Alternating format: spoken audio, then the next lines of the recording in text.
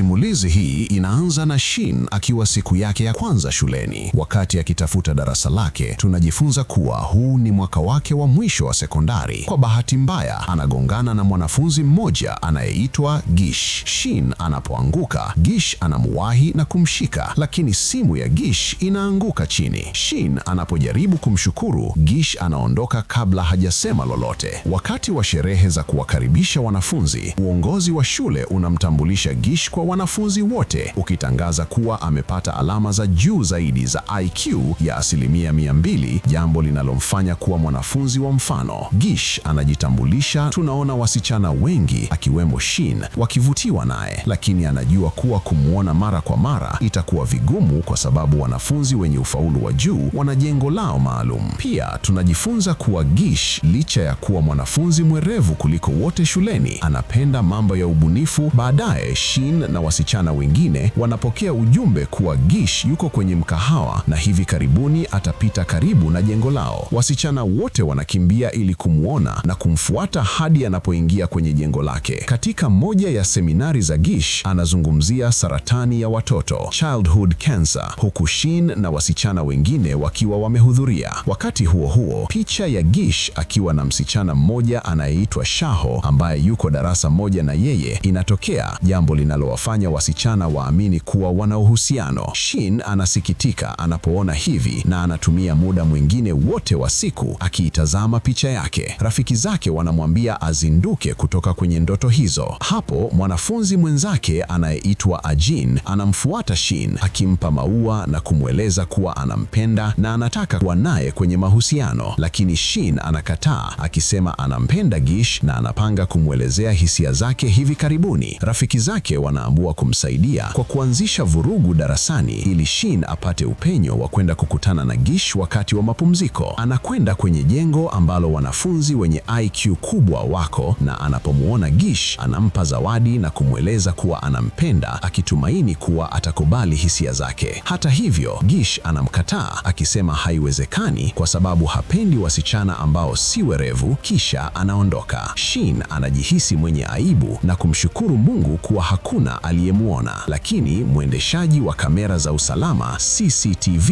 ameona kila kitu na kusambaza video hiyo kwa wanafunzi wote. Muda si mrefu, wanafunzi wanamzingira Shin wakimpiga picha. Anaporudi nyumbani, anakuta video hiyo imesambaa kwenye mitandao ya kijamii huku kila mtu akimfanyia dhihaka. Wakati huo huo, anamuona baba yake akitoka nje ya nyumba akimwambia akimbie, lakini haelewi kwa nini. Kisha anaona panya wengi wakitoka ndani ya nyumba na ghafla nyumba hiyo inaanguka na kubomoka. Waandishi wa habari wanafika eneo la tukio na kumhoji Shin na baba yake kuhusu kilichotokea. Vyombo vya habari vinatoa taarifa kuwa wao ni familia isiyo na makazi na habari zao zinatanda kila mahali. Wanafunzi wenzake na Shin akiwemo Ajin na rafiki zake wanaanzisha kampeni ya kuchangisha fedha ili kumsaidia. Shin anajaribu kujificha lakini anakamatwa na kupelekwa sehemu ambapo pesa zinakusanyika. Hata hivyo, anakataa msaada huo. Gish anafika eneo hilo na kuanza kumdhihaki akisema baba yake alikosea kununua nyumba ya bei rahisi. Shin anakasirika na kumtetea baba yake akisema alifanya kazi kwa bidii ili yeye Shin aweze kusoma. Anasisitiza kuwa ufaulu wa masomo si kipimo cha uungwana wa mtu na anamtolea changamoto Gish mbele ya kila mtu, akimalizia kwa kutangaza kuwa katika mtihani ujao atakuwa mmoja wa wanafunzi bora na jina lake litaorodheshwa pembeni ya jina la Gish. Shin anaporudi kwa baba yake, anakusanya vifaa vyake kutoka kwenye kifusi cha nyumba iliyobomoka na baba yake anamweleza rafiki yake anayeitwa Ali kuhusu yaliyotokea. Ali anawapa nafasi ya kuishi nyumbani kwake hadi hali yao itakapokuwa nzuri. Kisha msaidizi wa Ali anafika kuwachukua kwa gari. Wanapowasili nyumbani kwa Ali, anawakaribisha kwa uchangamfu na hata mke wake Amy anamsalimia Shin kwa wema. Anamtambulisha Shin kwa mwanaye mdogo Yusha.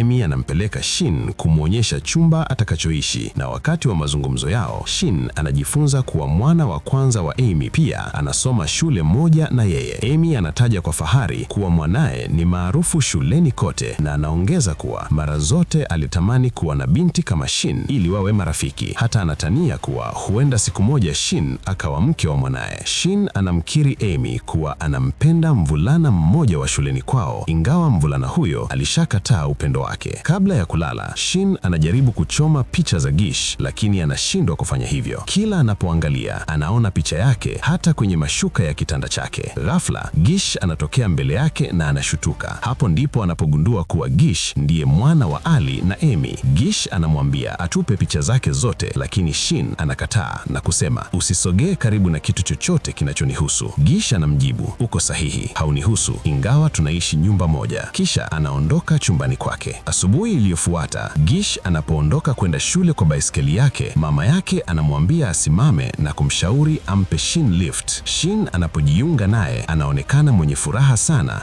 lakini katikati ya safari, Gish anasimama na kumwambia, kuwa makini, usimwambie mtu yoyote kuwa tunaishi nyumba moja, na wakati wote hakikisha unakaa umbali wa angalau mita 5 kutoka kwangu. Anamwacha hapo na kuendelea na safari yake. Wakiwa shuleni, Amy anamtumia Shin ujumbe wa video akimwonyesha Gish akicheza, jambo linalomfanya Shin acheke. Shin anamtumia Gish video hiyo na Gish anaomba wakutane faraga. Wasichana wote wa Linge wanaona jambo hili na kushangaa. Shin anasema, si wewe uliyesema nisikukaribie, sasa wewe ndiye unayeomba tukutane. Gish anamwonyesha video ile na kutaka aifute kwenye simu yake. Shin anaona fursa na kufanya naye makubaliano. Lazima amsaidie katika masomo yake ili awe mmoja wa wanafunzi bora, la sivyo atasambaza video hiyo shule nzima. Gish anakubali masharti hayo na Shin anafurahi sana. Gish anaanza kumfundisha hisabati. Tunaona kuwa Shin anapata shida sana, lakini baada ya kurudia somo mara kadhaa, anaanza kuelewa vizuri. Shuleni anatumia siku nzima akisoma kwa umakini kiasi kuwa hatambui mambo yanayoendelea karibu naye. Ajin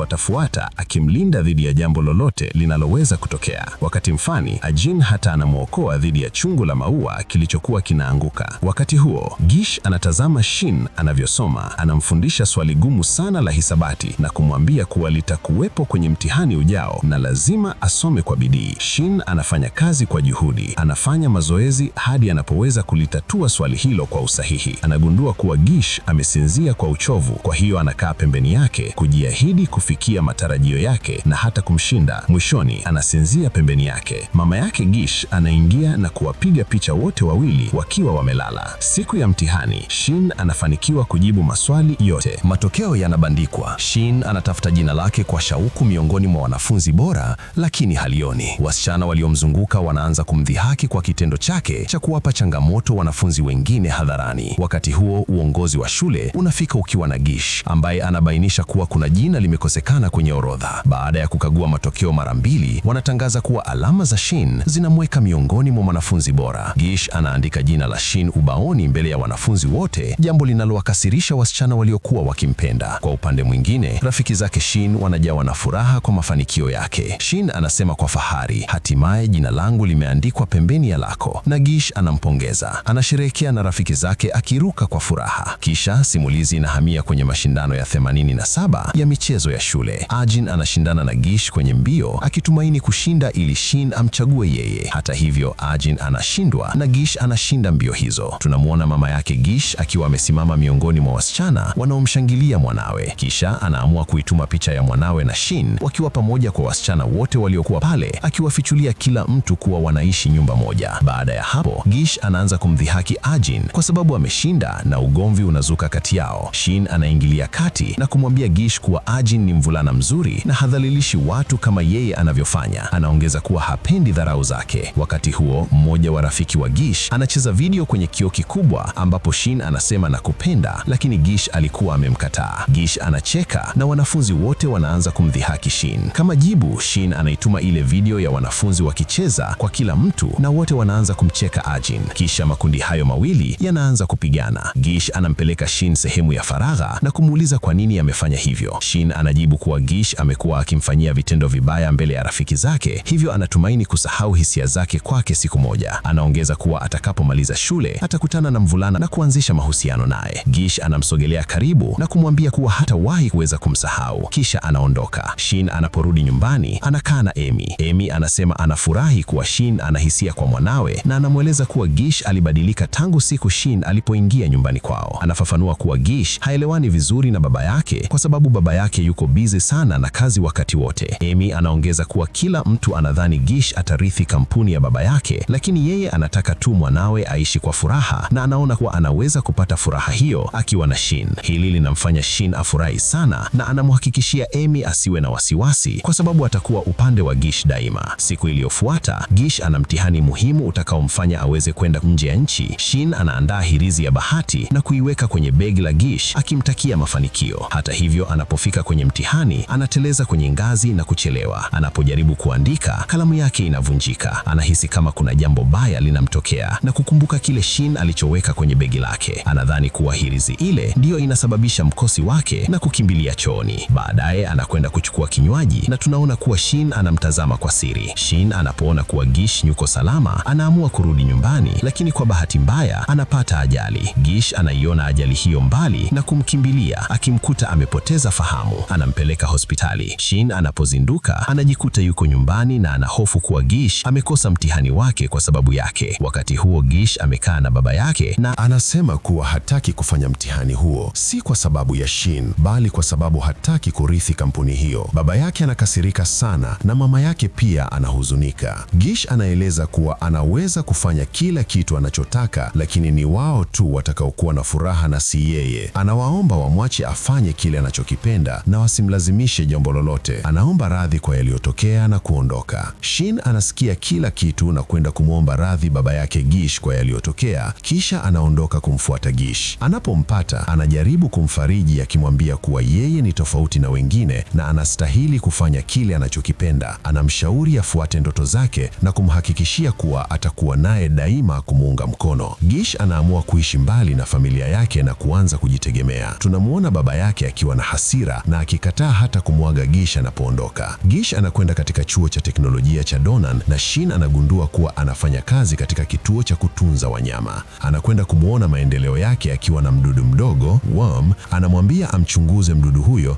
na kumuuliza Gish kama atakuwa sawa ikiwa atapata usingizi wa kutosha na kula vizuri. Gish anasema yuko sawa na kumwambia aondoke ili aendelee na kazi yake. Usiku ule Shin anamwandalia chakula na kwenda kumpa. Hata hivyo, anamfuatilia kwa siri ili ajue anapoishi. Wakati huo anamuona msichana wa darasa lake Shaho akisubiri nje. Wote wawili wanaingia ndani ya nyumba pamoja na Shin anabaki nje akiwa na hasira. Anagundua kuwa taa zimezimwa na kudhania wamelala, akiamini kuwa wanaishi pamoja. Siku iliyofuata anamuomba Ajin amsaidie kumchunguza Gish na Shaho wanapotembea bustanini pamoja. Gish anawaona na kumuuliza Shin anafanya nini hapo. Shin anajibu kuwa wanasherehekea siku ya wapendanao. Shaho anaanza kupiga picha nyingi za Shin na Ajin, jambo linalomfanya Gish aonekane mwenye wivu na hasira. Ili kumkasirisha Shin, Gish anapiga picha na Shaho. Baadaye Ajin anafanya makubaliano na dereva wa gari ili atoroke na mpenzi wake atakapowasili, lakini kwa bahati mbaya Shaho ndiye anayetokea. Dereva anaondoka kwa kasi na Shaho akiwa ndani ya gari, licha ya Ajin kumwomba arudi, lakini hakuna anayesikiliza. Gish anafika na kumchukua Shin na wote wawili wanapanda boti. Gish anauliza kwa nini alikuja kule na Shin anamwambia kuwa alimuona yeye na Shaho wakiingia kwenye nyumba pamoja. Anauliza walikuwa wakifanya nini na Gish anamweleza hadithi ya mvulana mdogo anaitwa Nana mwenye saratani. Anaeleza kuwa kampuni ya baba yake na ya baba yake Shaho ziliamua kutoa msaada wa fedha kwa hospitali ya watoto wenye saratani. Ndiyo maana alikuwa na Shaho akisubiri simu kuhusu vifaa muhimu vinavyohitajika na hospitali. Anamweleza kwa siri kuwa ndoto yake ni kuwa daktari bingwa na si kurithi kampuni ya baba yake. Anamwambia Shin kuwa yeye ndiye mtu wa kwanza kumweleza ndoto hiyo. Kwa furaha, Shin anasimama lakini anaanguka mtoni na Gish anajirusha kumwokoa. Wanapotoka majini, wanaona kuwa gari la mwisho limeshaondoka, hivyo wanaamua kulala kwenye hoteli kwa usiku huo. Baadaye wanabadili nguo walizokuja nazo. Anaanza kuingia uoga na kutoka nje kumtafuta Gish. Hata hivyo, anahisi kama kuna mtu anamfuata na kwa uoga na kuanza kukimbia. Kisha anamuona Gish ambaye anamuuliza kwa nini ametoka nje. Shin anamwambia alikuwa na uoga, hivyo Gish ampa koti lake. Wanarudi hotelini na Gish anapolala, Shin anasema mwanamke atakayekuwa mkewa hapo baadaye atakuwa na bahati sana. Kisha anamomba mwanamke huyo atakayekuwa mke wa Gish ampende Gish kuliko anavyojipenda yeye mwenyewe. Shin anapolala, tunaona kuwa Gish ameasikia maneno yake na kujiambia moyoni, sitawahi kumpata mtu anayenipenda kama unavyonipenda wewe.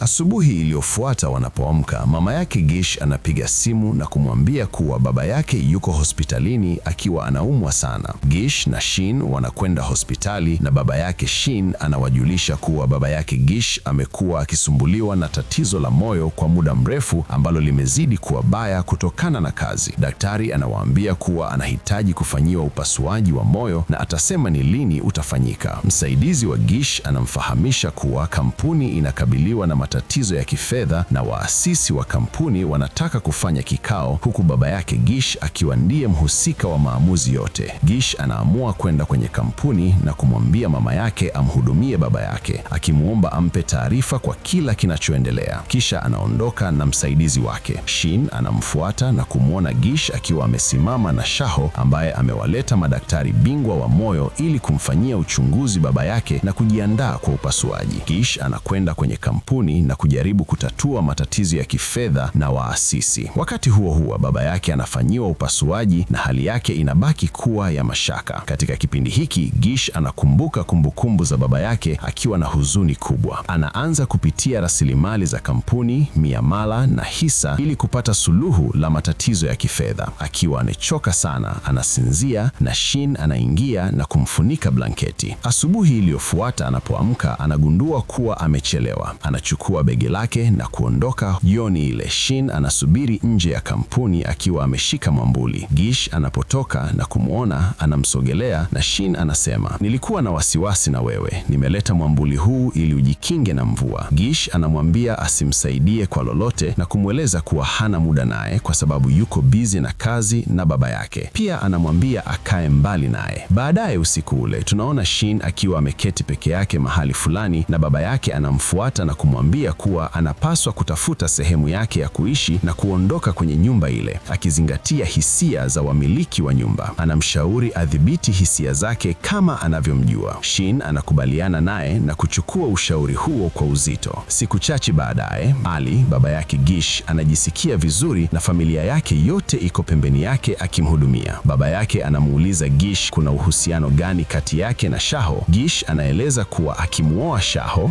italeta uwekezaji mkubwa kwenye kampuni utakaosaidia kutatua matatizo ya kifedha. Baba yake anamwambia kuwa kama anataka kuoa, anapaswa kumwoa mwanamke anayempenda. Wakati huo huo, Shin anafika na kusema amekuja kumjulia hali Ali. Gish anamfahamisha Shin kuwa atamvisha pete ya uchumba Shaho na kusitisha masomo yake. Shin anampongeza ingawa anahisia maumivu makubwa moyoni na kusema, nilidhani ndoto yangu ingetimia lakini imetupwa, sitaifuata tena, huku akilia. Kisha anaanza kufunga vitu vyake na kuondoka kwenye nyumba ile, akiwajulisha Emi na Ali uamuzi wake. Baadaye tunaona akifanya kazi kama muuguzi nurse hospitalini ambapo anakagua Facebook na kumwona Gish na Shaho. Anajifunza kuwa Gish anakwenda kutoa muhadhara kwenye shule yao zamani. Anasita kwenda, lakini mwishowe anaamua kuhudhuria, akijificha miongoni mwa wanafunzi ili kusikiza muhadhara huo. Anapofika ukumbini, anamuona Gish na kumsikia akisema, tetesi mlizozisikia zilikuwa ni kwa ajili yako tu. Nilitaka kujua kama bado unanipenda. Ulipotokea hapa, nilijua bado unanipenda. Gish anakiri kuwa bado anampenda na amemkumbuka sana. Anamwambia kuwa ameishi siku hizi zote kwa kumbukumbu zake tu, kwa sababu yeye ndiye mtu yote aliyewahi kuugusa moyo wake. Kisha Gish anamwomba Shin ndoa, na Shin akiwa haamini kuwa ndoto yake hatimaye inatimia, anakubali, akitambua kuwa ataishi maisha yake yote yaliyosalia na mwanaume anayempenda. Hii ni moja ya filamu inayovutia sana. Usisahau kufuatilia chaneli yetu ya Anu Swahili Movies kwa kubonyeza subscribe na alama ya kengele ili kupata miendelezo ya movie zetu. Tukutane tena wakati mwingine.